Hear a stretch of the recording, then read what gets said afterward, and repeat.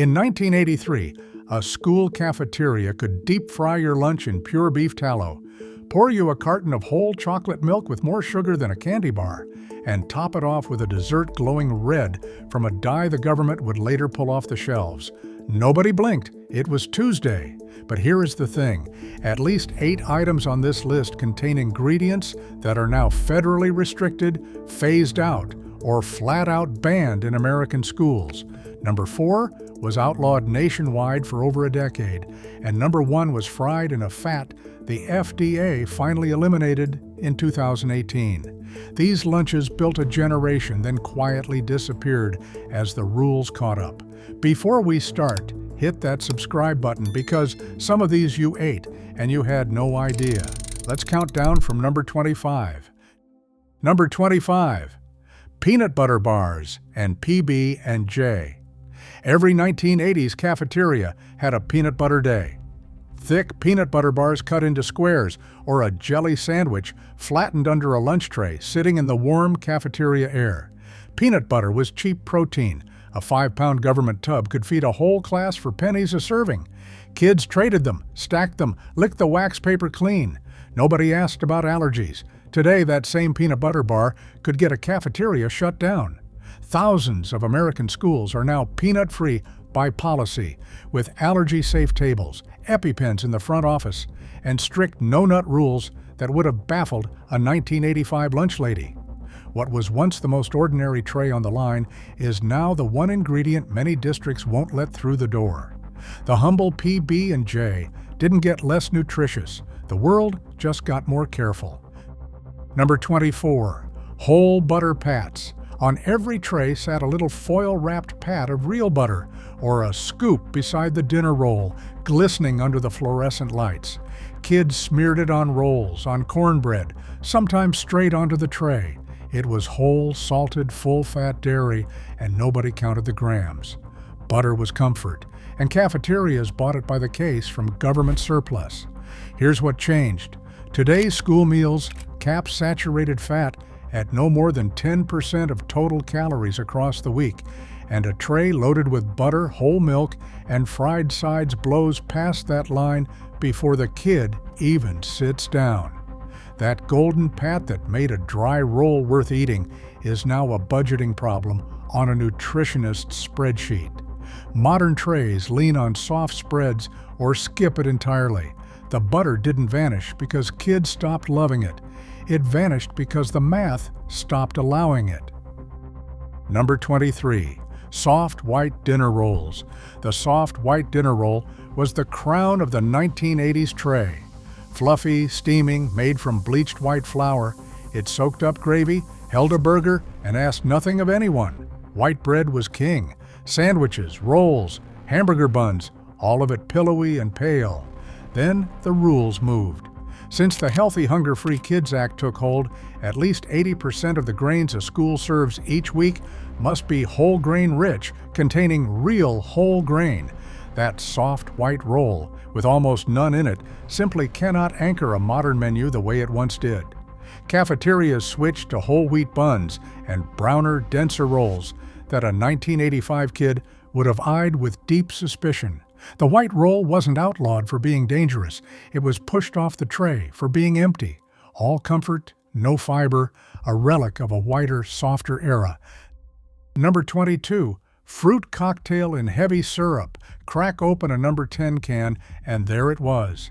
Pale cubes of pear and peach, a few grapes, and one lonely dyed cherry, all swimming in thick, sweet syrup. Fruit cocktail was the 1980s idea of a serving of fruit, ladled into little compartment cups and slid down the line. The syrup alone carried a startling load of added sugar, and nobody drained it. Kids drank it straight from the cup. Today, that heavy syrup runs headlong into the first added sugar limits ever placed on American school meals, phasing in through 2027, which cap added sugars across the entire week. Canned fruit packed in juice or water is fine. Fruit swimming in sugar syrup is exactly what the new rules were built to squeeze out. That sweet little cup felt like dessert pretending to be fruit, and the modern cafeteria finally called its bluff. Number 21, Jello. wobbling on the tray in impossible colors: ruby red, electric green, sunset orange. Jello was cafeteria magic. Sometimes with a suspended fruit cocktail cube, sometimes with a swirl of whipped topping, it jiggled its way onto millions of 1980s trays as a fruit or a dessert, depending on the day. But those glowing colors came from synthetic, petroleum-based dyes, and the sweetness came from a heavy pour of sugar. Today, both are under fire. The FDA revoked authorization for red dye number 3 in 2025, and 6 more dyes, including red 40, the yellows, the blues, and green 3, are being phased out of the food supply, with states like California and West Virginia already banning them from school meals. Add the new sugar caps, and that quivering rainbow cup becomes a compliance nightmare. Jello didn't fall out of fashion. Its very colors are being legislated off the plate. Number 20, Rice Krispie Treats. Golden, chewy, cut into thick squares, and sold for $1 from the a la carte cart, the marshmallow treat was the 1980s cafeteria's easiest money. Melted marshmallow, a little margarine, puffed rice, pressed into a sheet pan and sliced. It was pure sugar with a crunch, and kids lined up for it. Some cafeterias made them by the tray daily. Under today's rules, that little square struggles on 2 fronts. The competitive food standards known as smart snacks now govern what can be sold alongside meals, with real limits on sugar and calories, and the marshmallow and margarine bar clears almost none of them. The margarine of the era often carried the very trans fats later banned outright. What was once the reliable bake sale hero is now the kind of snack a modern cafeteria can't legally sell during the school day. Sweet, cheap, and quietly retired. Number 19, bug juice. Every 1980s lunchroom had the drink. A sweating steel dispenser or a waxed carton of neon fruit punch, sometimes nicknamed bug juice, in a red so bright it stained your tongue. It was mostly sugar and dye with a whisper of actual juice, and it washed down every tray in the building. Kids refilled and refilled.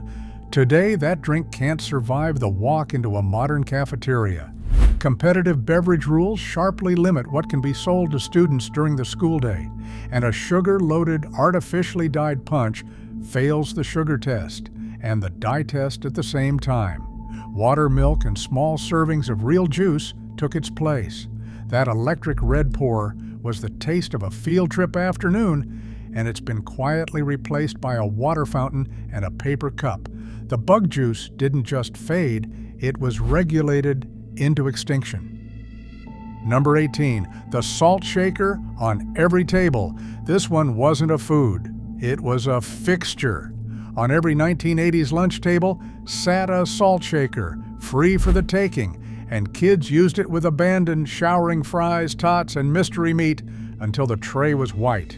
Cafeteria food was already salted heavily in the kitchen. The shaker was just insurance. Sodium was nobody's enemy yet. Then the science turned. Modern school meals operate under strict weekly sodium limits that keep dropping, with new reductions phasing in through 2027. And the open salt shaker is the exact opposite of that philosophy. You will not find one on a compliant lunch table today. The kitchens now measure sodium by the milligram, and the idea of handing a 9-year-old unlimited salt reads like a health code violation. The shaker didn't break or get lost. It was deliberately taken away, one tabletop at a time. Number 17, nacho cheese sauce. Pumped from a warm pouch or ladled from a well, that glossy orange nacho cheese sauce was the 1980s cafeteria's secret weapon. It went over tortilla chips, over fries, even over broccoli to trick you into eating it. It barely resembled cheese, more oil, salt, and color, but it was irresistible, and it turned any sad side into something kids fought for. Here's the catch. That sauce was a sodium and saturated fat bomb, often carrying the partially hydrogenated oils later banned nationwide, plus the coloring now being phased out. Between the sodium caps, the saturated fat ceiling, and the dye phase-out, The classic cafeteria cheese sauce runs afoul of nearly every modern standard at once. Today's versions are reformulated into something paler and tamer, and the kids can tell. That molten orange river was the great vegetable disguiser of its era, and the rulebook finally drained the well. Number 16. Tater Tots, golden, crispy, salty little cylinders. Tater Tots were the undisputed champion of the 1980s side dish. Dumped by the scoopful onto trays, they arrived hot and greasy, and every kid had a system for eating them. What made them so good was also what would doom them. They came frozen, then were deep fried, often in beef tallow or in oils high in trans fat, common at the time, then hit with a heavy shake of salt. Today, that preparation collides with the frying restrictions, the saturated fat cap, and the sodium limits all at once.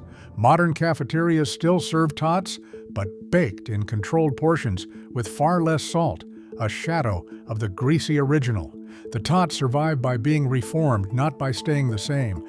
That crunchy, oil-slicked scoop your tray came piled with in 1986 is, ingredient for ingredient, no longer allowed on the line. Number 15. Corn dogs. A hot dog on a stick, dipped in sweet cornmeal batter and deep-fried golden, the corn dog was a 1980s lunchroom celebration. Usually served with a squirt of ketchup and a carton of milk, kids twisted them off the stick and ate them in 3 bites. But stack up what's inside. The hot dog itself was a processed, high-sodium, cured mystery of a meat. The batter was sugar and white flour, and the whole thing was deep-fried in the fats of the era. Under today's standards, the corn dog is a triple threat. Too much sodium, too much saturated fat, not enough whole grain, and the frying method alone would get flagged. Modern schools occasionally serve a leaner, baked, whole grain imitation, but it isn't the same crunchy, salty stick you remember. The corn dog didn't disappear. It got sanded down until almost nothing of the original was left. Number 14. Breaded fried fish squares. Friday meant fish, and in the 1980s that fish arrived as a perfectly geometric breaded square or a fistful of fish sticks, deep fried until the coating shattered, slapped on a bun with a slice of processed cheese and a smear of tartar sauce. It was the cafeteria's idea of seafood. The fish was fine. Everything around it was the problem. The breading was white flour. The frying used the oils and tallow later restricted, and the whole assembly was heavy with sodium. Today, the fried fish square trips the whole grain rule, the saturated fat cap, and the sodium limits in a single tray. Baked, whole grain breaded fillets replaced it, healthier, and universally agreed to be sadder. That crunchy golden rectangle, so uniform it looked machine-stamped, is a fried relic the modern lunch line simply can't reproduce. Friday, fish grew up, and it lost something in the process. Number 13. Sloppy Joes. The Sloppy Joe was 1980s cafeteria theater. A scoop of saucy ground beef slopped onto a white bun, guaranteed to drip down your wrist and stain your shirt. The sauce was sweet, tangy, and loaded, built from commodity ground beef and a sugary tomato base poured from a can. Kids loved the mess as much as the meal, but that beloved sauce was a stealth delivery system for sodium and added sugar, and the white bun added nothing but soft, empty starch. Between the new sugar caps, the sodium limits, and the whole grain rule, the classic Sloppy Joe, as served in 1985, checks every box the modern standards were written to prevent. Today's version rides a whole grain bun with a leaner, less sweet sauce, and the old-timers swear it isn't the same. The Joe got a lot less sloppy, and some would say a lot less fun. Number 12. Salisbury steak and gravy. First pattern break. Here's where the cafeteria tried to feel fancy. Salisbury steak, a patty of ground beef shaped to look like a real cut, drowned in a glossy brown gravy, was the 1980s lunchroom's Sunday dinner impression. Served over mashed potatoes or egg noodles, it was warm, heavy, and deeply comforting on a cold day. But peel back the gravy, and it was a masterclass in everything now restricted. The patty was processed high-sodium commodity meat. The gravy was a salt and fat concentrate, often thickened with the very oils later banned, and portions were generous by design. Today's sodium limits alone would gut the recipe, and the saturated fat ceiling finishes the job. Modern cafeterias rarely attempt it, and when they do, it's a leaner, blander ghost of the original. That gravy-smothered patty was cafeteria luxury in 1984, and it's exactly the kind of dish the modern rulebook was built to retire. Number 11, the Frito chili pie. Split the bag of Fritos right down the side, spoon in cafeteria chili and a handful of shredded cheese, hand over a plastic fork, and you had the walking taco, the coolest lunch of the 1980s. It was cheap, portable, and beloved, sold hot off the a la carte line for pocket change. It was also a nutritional stack of everything now limited. Fried corn chips heavy with the fats of the era, high-sodium canned chili, and a fistful of processed cheese, all sold outside the reimbursable meal where today's smart snacks rules now apply. Between the sodium, the saturated fat, and the a la carte restrictions, the walking taco can't legally walk the modern lunch line the way it did. A few schools brought back baked, portion-controlled versions, but the bag split original is gone. It was the definition of 1980s lunchroom cool, and it never got a fair goodbye. Number 10, government commodity mystery meat. Now the real backbone of the 1980s tray. So much of what kids ate came straight from federal surplus. Commodity beef, canned meats, blocks of processed cheese, all shipped to schools to prop up farm prices as much as to feed children. The infamous mystery meat, a gray uniform, heavily processed patty nobody could quite identify, was pure commodity economics on a bun.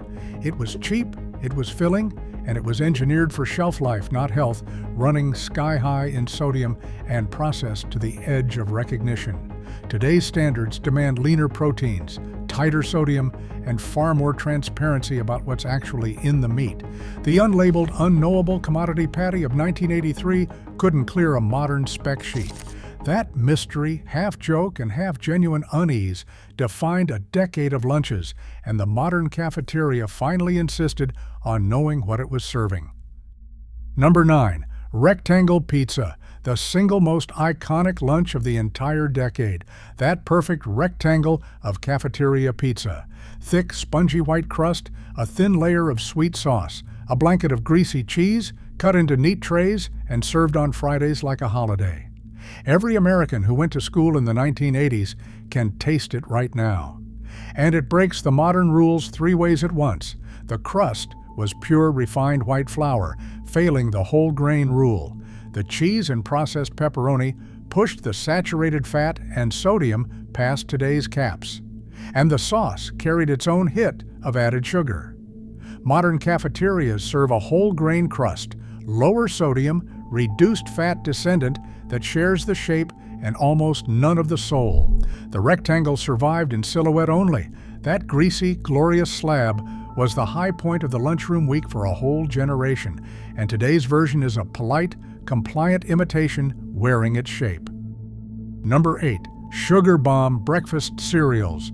School breakfast in the 1980s often meant a little box of the sweetest cereal on the market.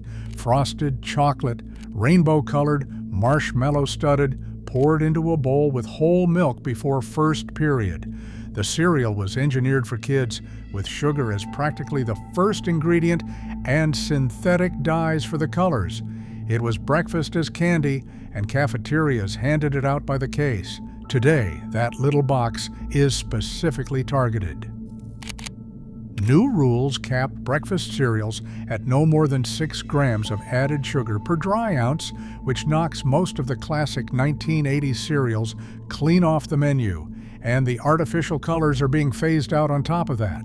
The cereal aisle a school can serve from today is a fraction of what it was. That sugary, Technicolor bowl started millions of school mornings, and it's now one of the most precisely regulated items in the building.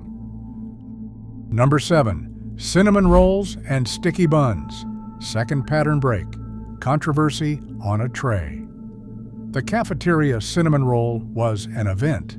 A fist-sized coil of white dough, drenched in cinnamon sugar and capped with a thick sheet of glossy icing, served warm as a breakfast entree. Some schools paired it with a side of gravy, a combination that still starts arguments to this day. Kids would trade almost anything for one, but as breakfast, it was a staggering load of added sugar and refined white flour, with icing that was mostly sugar and shortening, often the trans fat kind, later banned. Under the new added sugar caps and the whole grain rules, a roll like that cannot headline a modern school breakfast. Scaled-down whole grain versions exist, but the towering icing-flooded original is finished. It was the most beloved breakfast the cafeteria ever served, and by every measure the rulebook now uses, it was closer to dessert than to a meal. Number 6. Daily ice cream. For a quarter, the 1980s cafeteria would sell you ice cream every single day. A paper cup with a flat wooden spoon, a push-up, a soft-serve swirl, or an ice cream sandwich melting before you reached your seat. It wasn't a treat for special occasions. It was a standing option on the a la carte line, right next to lunch. Kids bought it daily, and nobody flinched.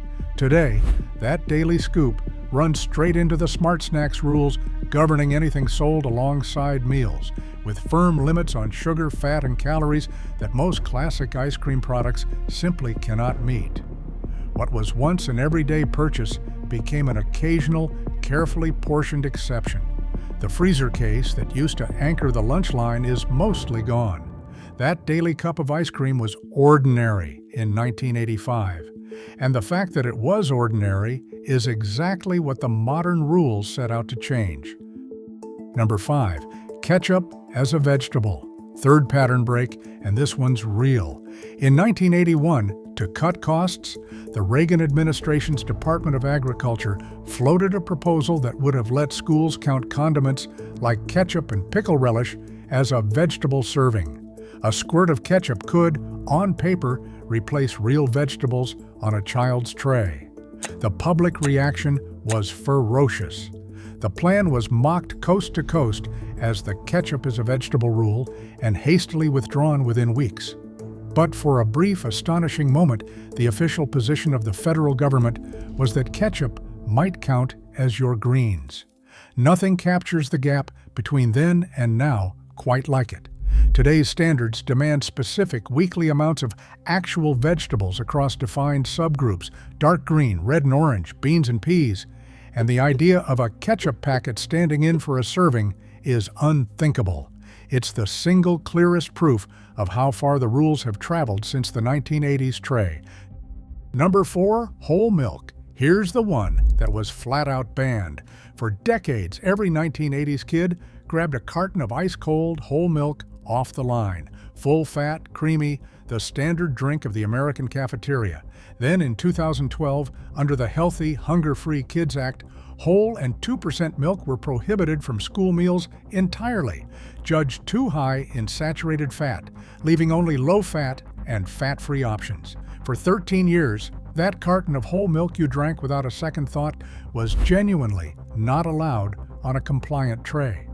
Here's the twist. In 2025, Congress passed the Whole Milk for Healthy Kids Act, and whole milk became legal in schools again for the first time in over a decade, the rare banned item to make a comeback. So the whole milk of your childhood was outlawed, mourned, argued over in Congress, and finally resurrected. Few school foods have a story that dramatic. Number 3. Red dyed everything. Think of how much of the 1980s tray glowed red.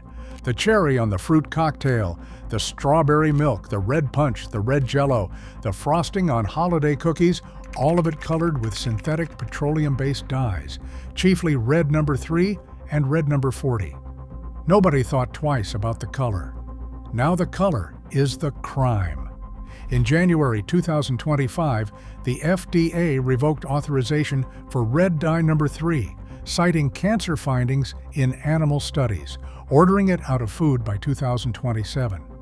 Red 40 and 5 other dyes are being phased out of the American food supply on top of that. and states including California and West Virginia have already banned them from school meals. Every glowing red item on that 1980s tray is now living on borrowed time. The dyes that made cafeteria food look fun are being deliberately erased, one shade at a time. Number 2, chocolate milk. It wasn't enough that the milk was whole. The best carton on the line was chocolate.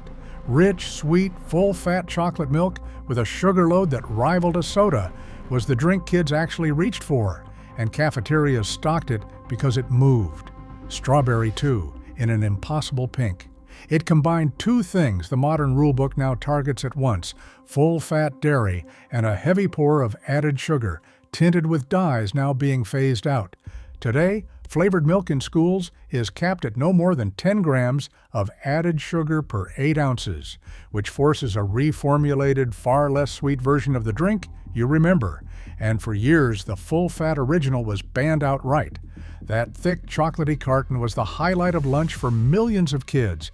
What's on the line today shares its name and almost nothing else. Number 1, deep frying in beef tallow and trans fat oil. And the number one thing that would be illegal today isn't a single dish. It's how nearly everything was cooked. Through the 1980s, cafeteria fryers ran hot with beef tallow and, increasingly, partially hydrogenated vegetable oil, the trans fats.